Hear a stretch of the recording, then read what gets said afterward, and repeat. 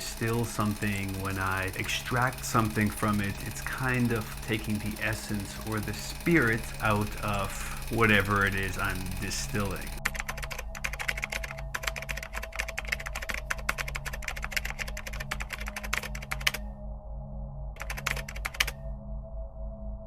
There's a reason why we call it spirits. A reason that has nothing to do with bar menus or cocktail lists, and everything to do with ancient mysticism, alchemy, and the nature of reality itself. The bottle sitting on a shelf in your kitchen, the wine passed around at a celebration, the liquid poured in silent grief. All of it holds a forgotten secret, not just of chemistry, but of the soul. And that secret is what we'll discover today. The truth behind alcohol. At first glance, alcohol seems simple. A drink, a pleasure, a tradition. But hidden beneath that glass lies a story that stretches back to the desert sands of Arabia, to the dark halls of medieval alchemists, and even further, to the heart of spiritual transformation. To uncover this hidden truth, you have to go deeper than biology or behavior. You have to look into the word itself, Al-Kuhul. In Arabic, Al-Kuhul originally referred not to a liquid, but to a fine black powder, antimony sulfide, ground and used as eyeliner. You might know it by another name, kohl. This substance was believed to purify vision, not just literally by sharpening eyesight, but symbolically. It was said to allow one to see through illusions, to pierce the veil between appearances and deeper truths. Over time, the meaning of Al-Kuhul began to shift. Alchemists, who worked not only with matter but with the spirit, used the term to describe the subtle essence extracted from substances through the process of distillation. This essence, this purified and concentrated form, was seen as holding the true soul of the substance. It was the invisible made manifest. Distillation became a sacred act. It mirrored the journey of the soul, separating the pure from the impure, the subtle from the gross, the light from the heavy. Just as heat separates alcohol from fermented mash, spiritual practice separates wisdom from distraction. Meditation, prayer, hardship, surrender, all of these are forms of distillation.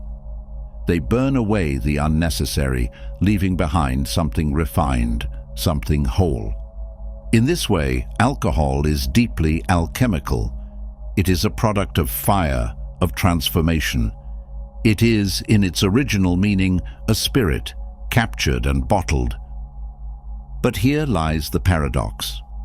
What began as a symbol of clarity and purification, of inner transformation, slowly became something else, something more dangerous.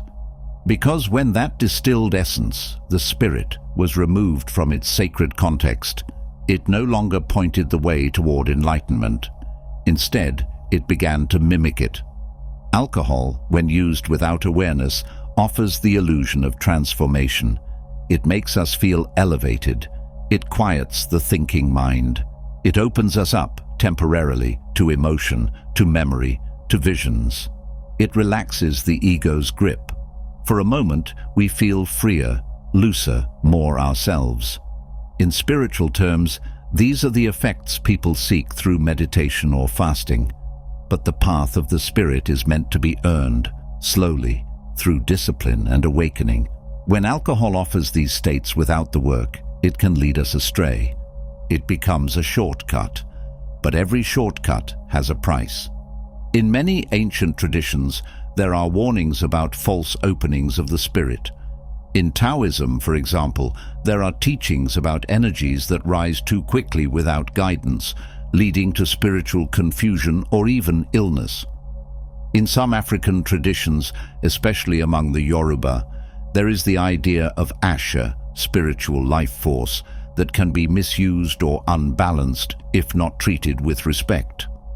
Alcohol was sometimes used in rituals, but only with intention, only when the spirits permitted. The problem isn't alcohol itself, It is the way we've forgotten its origin, forgotten its purpose.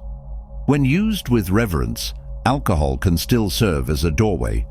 Think of the way wine is used in communion, or how mead was used in Viking rituals to communicate with the gods. In small, sacred amounts, it can shift consciousness, soften the veil, allow a glimpse of something beyond the ordinary. But when it becomes just another escape, another form of numbing, it turns from gateway to prison. This is the tragedy and the mystery of alcohol. It holds power. It reflects our own longing for transcendence. But if we're not careful, it replaces the real thing with a pale imitation. It becomes a mask rather than a mirror. And perhaps this is why they call it spirits. Because deep down, we remember that alcohol once had a soul. We remember that it was a sacred substance, a bridge between worlds, and maybe, even now, it still holds that potential. But only if we remember. Only if we bring intention back to the ritual. Only if we reclaim what was lost. So the next time you hold a glass of wine or walk past a liquor store window, pause. Ask yourself, not with judgment, but with honesty, what am I really seeking? Is it joy? Is it peace? Is it a connection to something greater? Because the bottle might promise all those things, and for a moment it might even deliver. But true transformation is not found in the drink. It's found in what the drink was once meant to symbolize: the soul's fire, the sacred burn, the refining of the self. And that's where our journey begins. The alchemist's fire, distillation as a spiritual map. We turn back to the quiet chambers of ancient alchemists, where glass vessels shimmered and flames danced beneath them. A sacred process unfolded: distillation. To the untrained eye, it was merely a method to purify substances. But to the alchemist, it was a mirror of the soul's journey, a path from the mundane to the divine. Consider Zosimos of Panopolis, a 3rd century alchemist and mystic. He described alchemy as the art of drawing the spirits from bodies and bonding the spirits within bodies. For Zosimos, the laboratory was not just a place of chemical reactions. It was a sanctuary where the transformation of metals paralleled the transformation of the self. In the process of distillation, a substance is heated until it becomes vapor, leaving behind impurities. This vapor is then cooled and condensed back into a purified liquid. Alchemists saw this as a metaphor for spiritual purification. The soul, burdened by worldly impurities, must undergo trials, the heat, to rise above and return to its pure essence. In the process of distillation, a substance is heated until it becomes vapor, leaving behind all that is heavy and impure. What remains is essence, refined, clean, reborn. To the ancient alchemists, this was never just chemistry, it was a sacred image of the soul's journey. They believed that just as water rises in vapor, we too must rise. But only after facing the flame. This was never meant to be easy. In fact, the heat is the point. Distillation is discomfort. It is pressure. It is the loss of identity. The same way a liquid loses its shape when it becomes steam, the soul in transformation must let go of everything that once defined it: old habits, false beliefs, broken patterns. Carl Jung, who studied both alchemy and the human psyche, saw this clearly. He believed that alchemy mirrored our deepest psychological processes. In his view, every stage of alchemical transformation, from breaking down matter to refining it, symbolized the stages of human growth. Distillation, especially, was the turning point, the moment when clarity begins to emerge. But this isn't just ancient philosophy. Modern psychology has backed it up. One famous study that echoes this concept is the white bear experiment by Daniel Wegner in 1987. In the experiment, participants were told not to think of a white bear, and predictably, they couldn't stop thinking about it. The harder they tried to suppress the image, the more it returned. Why does this matter? Because this is what many of us do with emotional pain, fear, or desire. We push it down, pretend it's not there. We numb it with distractions, substances, even alcohol. But like vapor trapped under a lid, pressure builds. Suppression is not purification, it's stagnation. Wegener's study shows that avoidance only strengthens what we try to ignore. True healing, true distillation, requires us to face what burns.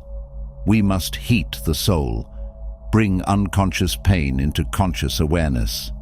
Let the heat rise, let the illusions boil away. Then, and only then, something new begins.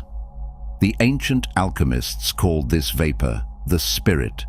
It is no coincidence that the word for hard liquor is still spirits, but what they were after wasn't drunkenness. It was the essence, the truth hidden within matter. The same way the self hides beneath trauma, beneath ego, beneath the roles we play. In psychological terms, distillation is like integration, a concept Carl Jung explored in his idea of individuation, the process by which a person becomes whole. This doesn't happen by escaping discomfort. It happens by staying in it, watching it, learning from it.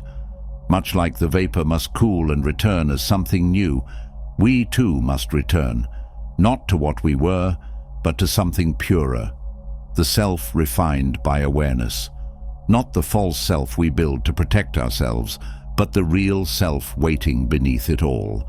Today, many are returning to this idea, though they may not call it alchemy. Practices like mindfulness, somatic therapy, trauma healing, breathwork, and even cold exposure work on the same principle. Stay with the discomfort, breathe through the heat, rise above the noise, and allow what's real to remain. We are not meant to stay in the fire forever, but we are meant to go through it. The body trembles, the ego resists, the heart breaks open, but if we trust the process, we become something else entirely. The ancient alchemists believed that once the soul was distilled, refined by heat and cooled by stillness, it would begin to shine. Not in a loud way, not in a way that others can always see, but in the quiet, steady glow of someone who has burned away what is false and come home to what is real. Cleopatra the alchemist, another revered figure, emphasized the importance of intention and purity in this process. She believed that the alchemist's own spiritual state influenced the outcome of their work. In her writings, she often used imagery of conception and birth, symbolizing the rebirth of the soul through alchemical transformation. The emerald tablet, attributed to Hermes Trismegistus, encapsulates this philosophy with the phrase, "as above, so below." This suggests that the processes in the heavens are reflected on earth and vice versa. In alchemical terms, the transformation of substances in the lab mirrors the transformation of the spirit. In the context of alcohol or AL-Kuhul, this transformation takes on a profound significance. Originally referring to a fine powder used to purify vision, the term evolved to denote the distilled essence of substances. This essence, when consumed, was believed to offer not just physical effects, but spiritual insights. Purify matter, and you'll purify the self. In true alchemy, distillation isn't just chemistry, it's a metaphor. Alchemists believed that by purifying matter, they could also purify the self. By refining a substance again and again, they believed they were mimicking the soul's journey, from heavy, confused, and earthbound, to clear, light, and connected to something greater. The goal wasn't escape, it was elevation. The essence they sought wasn't a substance, it was awareness. It was a state of consciousness so pure that it could see through illusion and perceive truth directly. But today we've flipped that process upside down. The states alcohol brings on can feel profound.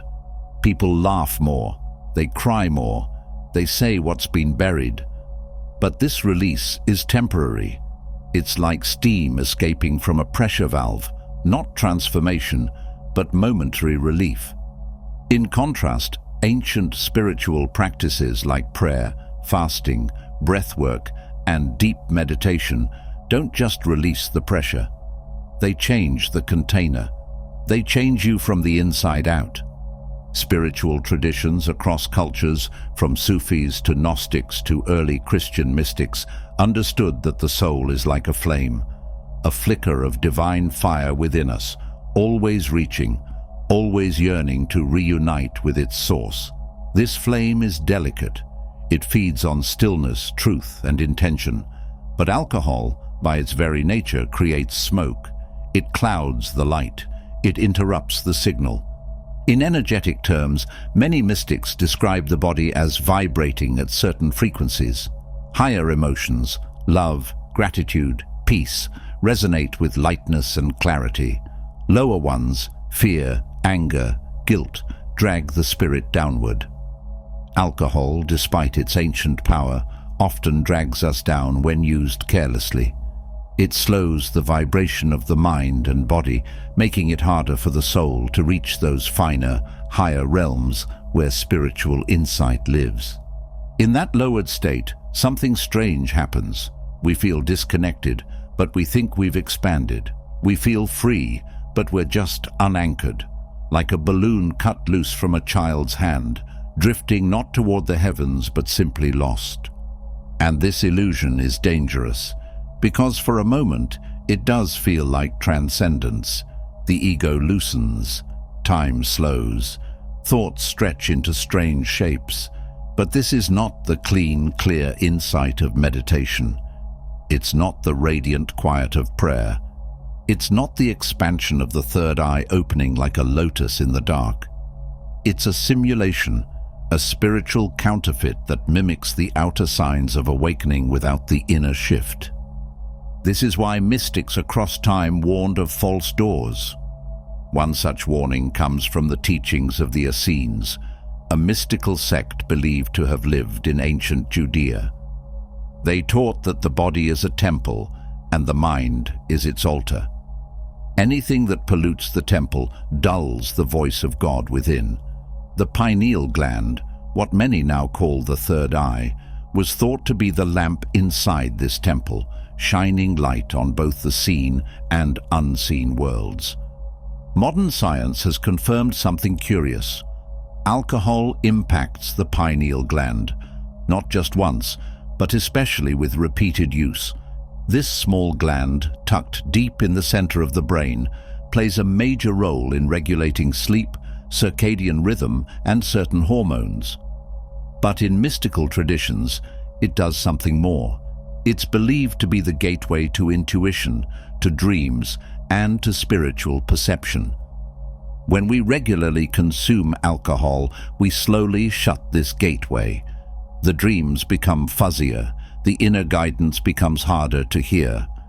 The sense of knowing that lives beyond words begins to dim, not because the soul has gone silent, but because we've built a wall of fog between us and the voice within. This is not about shame. This is about awareness. The ancient world didn't view substances as bad or good. They were seen as tools. Like fire, they could warm or destroy. Like water, they could cleanse or drown. The key was intention, purity, and respect. When used in sacred ways, even strong elixirs could unlock states of ecstasy and insight. But used without grounding, they could lead the soul astray. The difference lies in preparation. When a person trains their mind through silence, strengthens their body through discipline, and clears their heart through compassion, they become a vessel worthy of the sacred. Then, even a small sip of wine could become a key. But without that preparation, the same sip becomes an anchor. The real power of alcohol was never in the drink itself, but in the awareness it was meant to support. It was a mirror, not a master, a flame, not a firestorm. However, over time, the sacredness of this practice diminished. Alcohol became a means of escape rather than enlightenment. The ritualistic aspect was lost, and with it, the understanding of its potential to aid in spiritual growth. The problem today is not that people drink, it's that people forget. Forget that spirit once meant more than the bottle. Forget that the body is a temple, not a tavern. Forget that the goal of all spiritual work is union, not just with something outside of us, but with what's already inside. Today, alcohol is often seen as a way to numb, to forget, to blur the edges of a life that feels too sharp or too heavy. It's something people turn to after work, at celebrations, during heartbreaks, and even in boredom. But the soul does not need escape. It needs remembrance.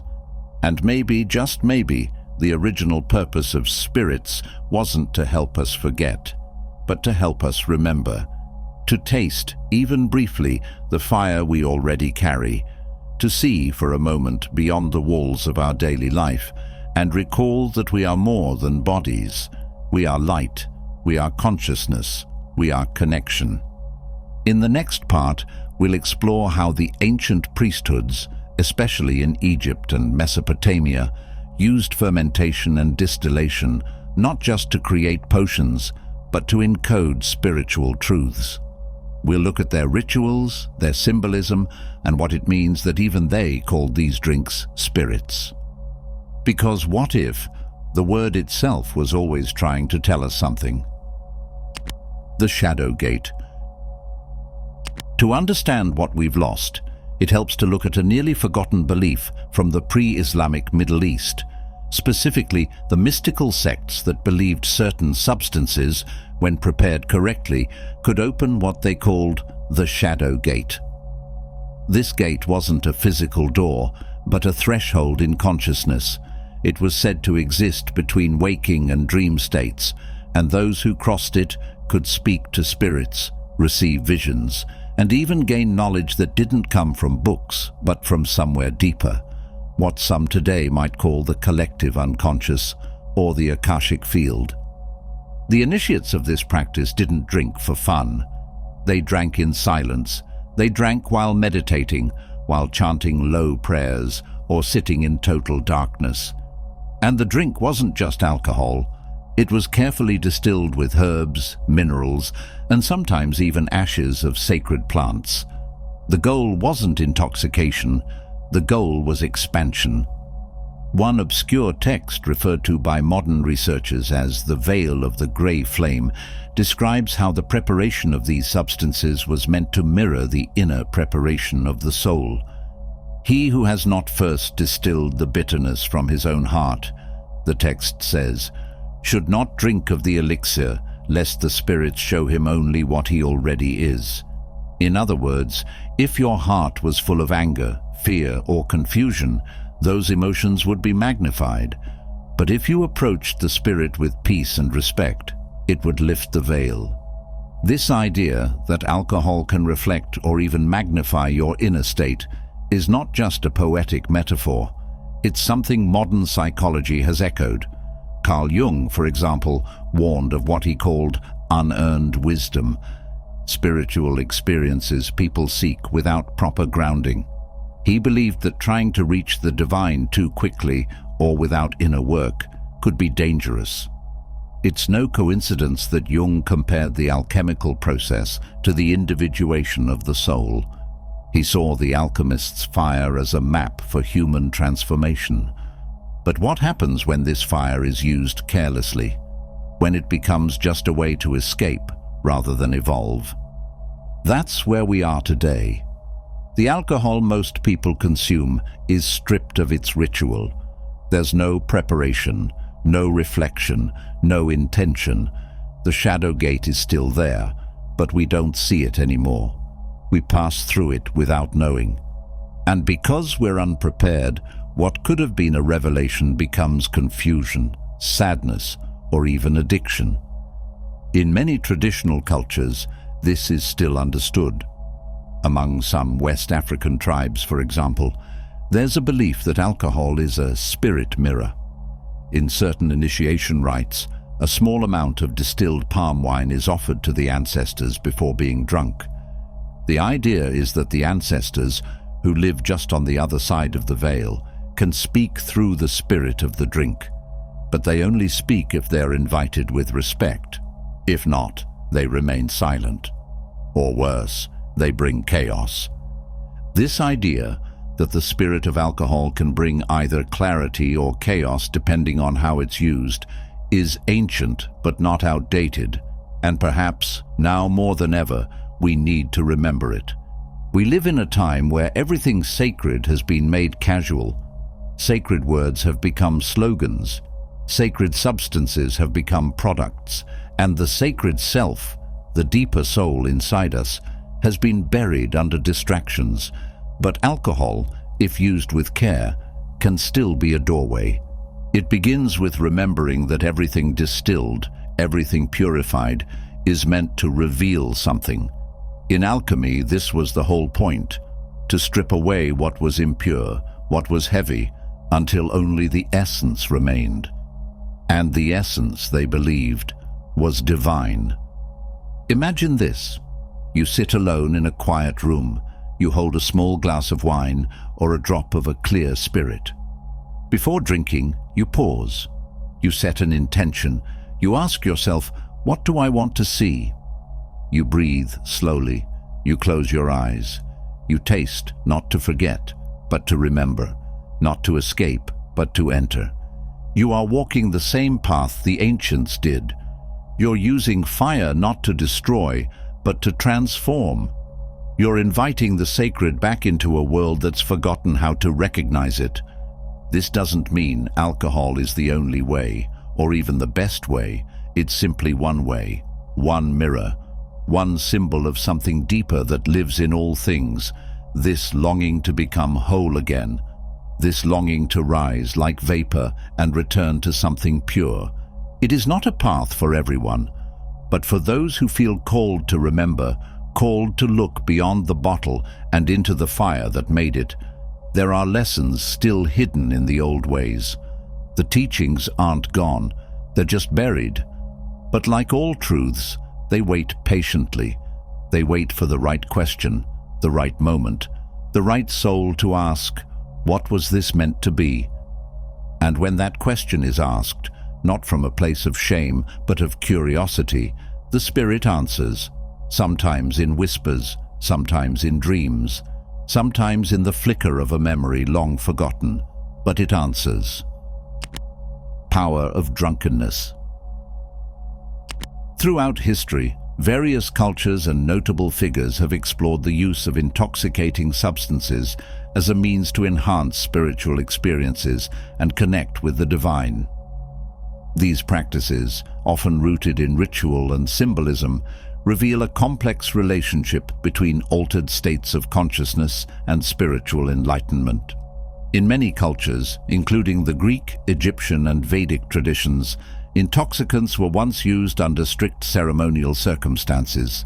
Priests and oracles drank or inhaled mind-altering substances not to escape, but to see more clearly. They believed that intoxication, done correctly and with proper intention, could dissolve the boundary between human and divine. The veil would lift. In ancient Egypt, for instance, the festival of drunkenness was a significant ritual dedicated to the goddess Hathor. Participants consumed large quantities of alcohol to achieve a state of ecstasy, believing it brought them closer to the divine. This ritualistic intoxication was not merely for pleasure, but was deeply embedded in their spiritual practices. Similarly, the ancient Greeks held the Eleusinian mysteries, secretive ceremonies honoring Demeter and Persephone.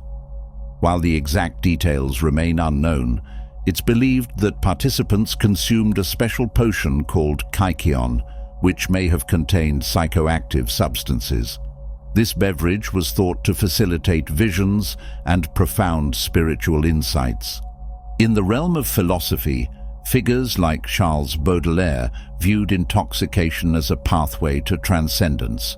He believed that altering one's state of consciousness could lead to new perspectives and a deeper understanding of beauty and truth. These historical examples illustrate that when approached with reverence and purpose, intoxicating substances have been used as tools for spiritual growth and enlightenment. They served as catalysts for individuals and communities to explore the mysteries of existence and connect with higher realms of consciousness.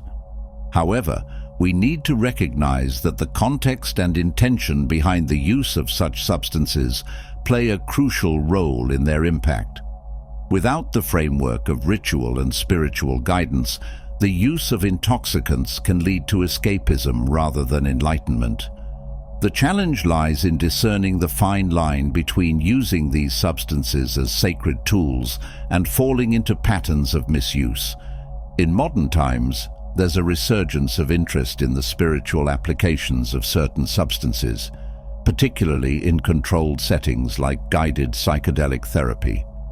These contemporary practices echo ancient traditions, emphasizing the importance of intention, setting, and guidance in facilitating meaningful spiritual experiences.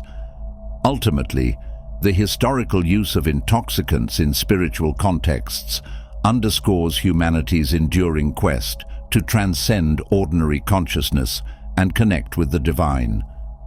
At the heart of every longing, every craving, every reach for a glass, there is a deeper yearning, not just for relaxation, not just to silence the mind, but for something far more ancient and powerful, to reconnect with the divine.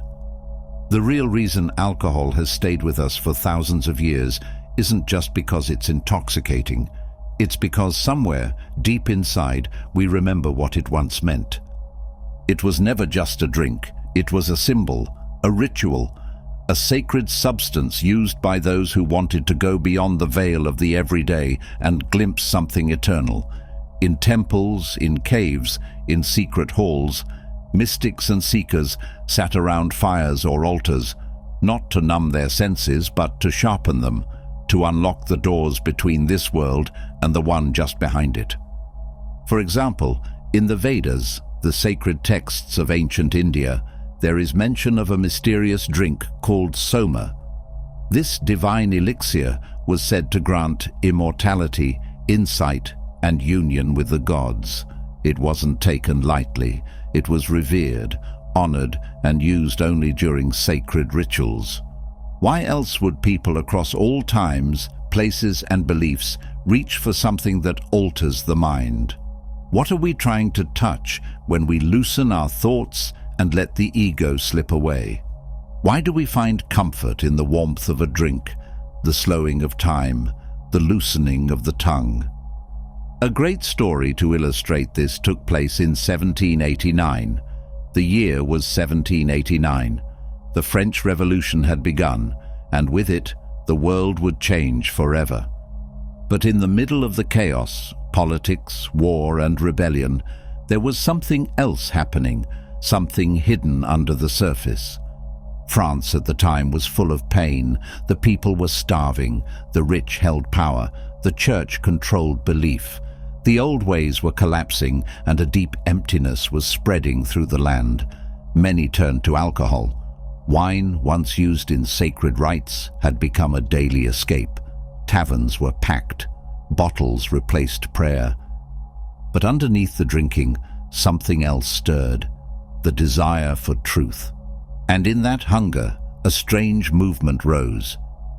They were called the Illuminés of Avignon, a small spiritual group who believed the world was falling apart because it had forgotten the sacred. They didn't believe in escaping through drinking. They believed in purifying the soul. They practiced silence, discipline, and meditation. They said the light of God could return, not through power or wealth, but through inner transformation. They followed older, forgotten teachings, mixing ideas from Christian mystics, Hermetic texts, and alchemical writings. Their leader, Dom Pernetti, had studied the Emerald Tablet and believed that the real elixir of life was not found in any bottle. It was found through spiritual work. through union with the divine within. At the time, people laughed at them. Some called them mad, others feared them. But in the shadows of revolution they stood firm. No temples, no weapons, just a belief that the soul could shine again, even in the darkest of times. They were eventually silenced. History did not celebrate them, but their message remains. It reminds us that even when the world is falling apart, even when people lose their way and sacred things are misused, there will always be those who remember. Those who choose stillness over noise, discipline over distraction, remembrance over intoxication. The Illuminés believed that true change had to start inside, and maybe they were right. Maybe real revolutions don't begin in the streets, maybe they begin in the heart. And maybe you, right now, are part of that same quiet uprising, an awakening not of anger or escape, but of devotion, clarity, and light. A remembering of what we were always meant to be. A flame, not a flicker. A soul, not a shadow. The truth, not the imitation. And so the final question is not about history, it's about now. Will you walk the old path, lit by ancient wisdom, cleared by discipline, guided by devotion, and find the wine that never dries, the real wine, the divine, still waiting within you? Even in today's most casual moments, at a party, around a dinner table, even alone on a quiet evening, there is a hidden prayer whispered between sips. Let me forget my suffering. Let me feel joy again. Let me remember who I am. But true spiritual paths don't offer escape. They offer return. Return to the self. Return to source. In Buddhist philosophy, this desire to reach something beyond is seen in the wheel of samsara, the cycle of craving and suffering. We want something more. We chase temporary highs. We fall, we repeat, and unless we wake up, we stay trapped. Alcohol mimics the taste of freedom, but only meditation, prayer, devotion, and true surrender give us the real thing. Still, that doesn't mean alcohol must always be a villain. In some mystical teachings, even the shadow has a lesson. Even the illusion points back to truth. The poet Rumi once wrote, "I drink no ordinary wine, but wine of the soul, from the tavern of silence." Here he speaks of intoxication, not as a worldly addiction, but as spiritual ecstasy, a state reached through love, surrender, and inner stillness. The wine he praises is not from a bottle, but from union with the beloved, God, the universe, the source. The ancient Sufi mystics often use the language of drunkenness to describe the loss of ego that happens when one merges with the divine. They would dance, chant, spin, and weep. And yes, some drank, but not always literally. Many used wine as a symbol of the overwhelming sweetness of God's presence, a sweetness that makes the soul forget the world. So perhaps the question is not, should we drink or not, but rather, what are we really thirsty for? When we drink from the world, we are never satisfied. One glass becomes two. One night becomes a habit. But when we drink from the well of spirit, even one drop can change us forever. If you've ever felt that moment after a drink, when your mind goes quiet and your heart feels open, then you've tasted a glimpse of what many seekers try to reach through spiritual discipline. But the danger is in stopping there. The trap is believing that the drink caused that peace, when in fact, it only covered the noise. The real peace is already inside you. The real intoxication comes not from forgetting, but from remembering. Remembering who you are. Remembering where you come from. Remembering the divine spark that lives in you, right now, whether you're sober or not. The journey back to this inner light doesn't require you to reject all pleasures, but it does ask you to be honest, to ask yourself, is this bringing me closer to truth or pulling me further away? wine of devotion.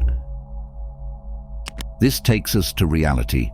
In a world where everything moves fast, where screens glow day and night and silence feels like a stranger, something unexpected is happening. People are waking up, not all at once, not in crowds, not with loud announcements, but quietly, steadily, and with a hunger that no substance can satisfy. There's a stirring inside many hearts, a deep question that rises in the still moments. Is this all there is? And from that question, a journey begins. All across the world, people are turning away from the artificial high and towards something ancient and real. They are leaving behind empty escapes and walking paths once lit by sages, mystics, and saints.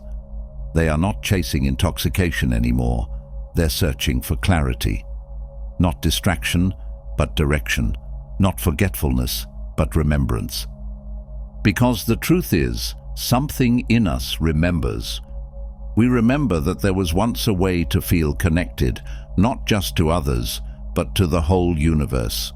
A way to wake up every day and feel guided, protected, aligned.